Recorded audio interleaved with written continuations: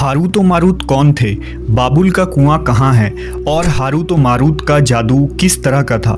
ये वो पुरअसरार सवालात हैं जिनके जवाब तो बहुत हैं और लिखने वालों ने भी बहुत कुछ लिखा है, लेकिन उन किस्से कहानियों में हकीकत को तलाश करना गहरे समुंदर से मोतियां निकालने के बराबर है। हारूत व मारूत के मुतालिक बुनियादी तौर पर दो तरह की रवायतें मिलती हैं, एक वो जो कुरान व हदीस और ताबईन के अक़वाल में मौजूद है और दूसरी वो जो तौरेत व इंजील और इसराइली रिवायतों में आती है, जबकि उन इसराइली रिवायतों को बेशतर उलमा और मुवर्रिखीन ने तायीद की है। इस वीडियो में हम उन दोनों तरह की रिवायतों और वाक़यात को मुकम्मल पेश करेंगे।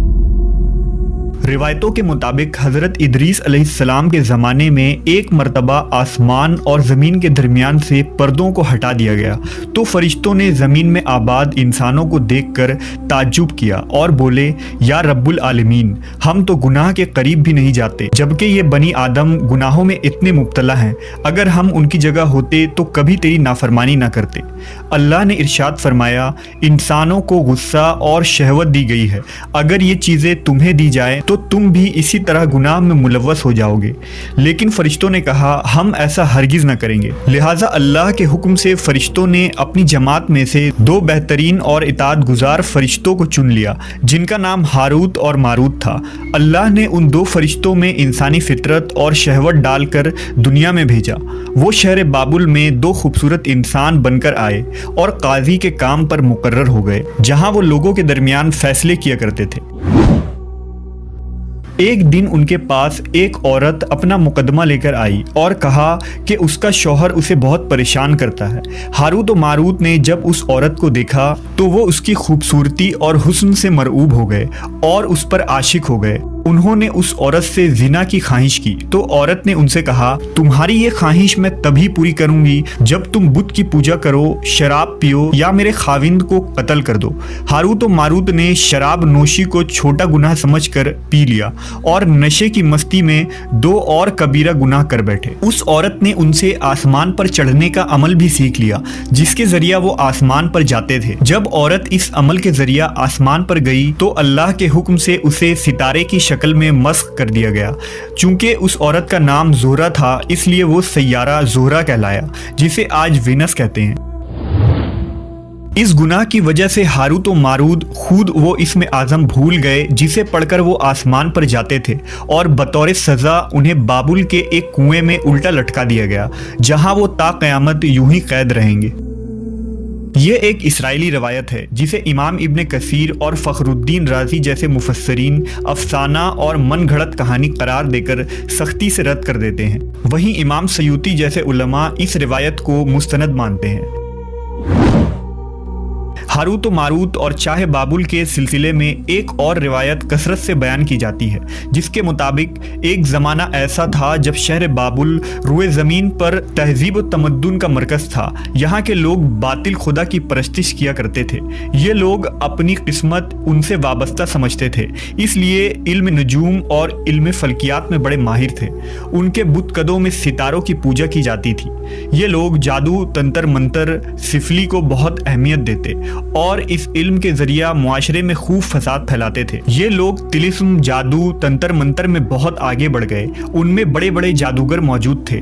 उनकी तारीखी किताबों में जगह जगह जादू और तंत्र मंत्र ही नजर आता है। उनका जादू दूर दूर तक मशहूर था। मुख्तसर ये कि उस शहर का बाशिंदा होना ही जादूगर होने की अलामत थी। जब हज़रत सुलेमान अलैहिस्सलाम की हुकूमत आई तो आपने उन लोगों को इस शिरकिया अमल से रोका और उनकी सहर और जादू की किताबों को एक जगह जमा करके अपनी अजीम कुर्सी के नीचे दफन कर दिया, ताकि इस फितना अंगेज इल्म का जड़ से खात्मा हो जाए। जब सुलेमान अलैहिस्सलाम की वफ़ात हुई तो शैतान ने उन किताबों को दोबारा खोद कर निकाला और लोगों से कहा कि सुलेमान पैगम्बर नहीं था, बल्कि उन किताबों के जरिया हुकूमत किया करता था। लिहाजा हवा में उड़ना, जिन्नात पर काबू और सुलेमान अलैहिस्सलाम के गैर मामूली मुआजिज़ात दरअसल जादू और सिफली का अमल था।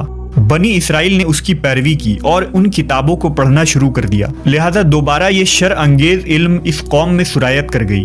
अल्लाह ने सुलेमान अलैहिस्सलाम पर लगाए गए इल्ज़ाम और तुहमत की नफ़ी करते हुए सूरह बकरा में फरमाया है, اور انہوں نے اس چیز کی پیروی کی جو شیطان سلیمان کی بادشاہت کے وقت پڑھتے تھے، اور سلیمان نے کفر نہیں کیا تھا لیکن شیطانوں نے ہی کفر کیا۔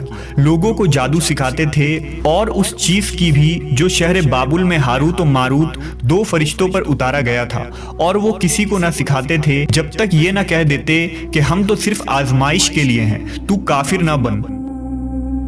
لہذا جب یہ سحر کا علم بابل میں عام ہو گیا اور لوگوں کی تکلیف اور پریشانی کا باعث بن گیا، تو اللہ نے دو فرشتوں کو انسانی صورت میں مامور کیا کہ وہ جادو کے عوامل اور اسے باطل کرنے کا طریقہ لوگوں کو سکھائیں تاکہ وہ جادوگروں کے فساد اور شر سے محفوظ رہ سکے۔ لیکن یہ تعلیمات غلط مقصد کے لیے بھی استعمال ہو سکتی تھی، حالانکہ وہ فرشتے لوگوں کو تنبیہ کرتے تھے اور ان کے لیے صراحتاً کہتے تھے کہ یہ تمہارے لیے ایک طرح کی آزمائش ہے، لیکن پھر بھی وہ لوگ ایسے کاموں میں پڑ گئے جو انسانوں کے لیے ضرر اور نقصان کا باعث تھا۔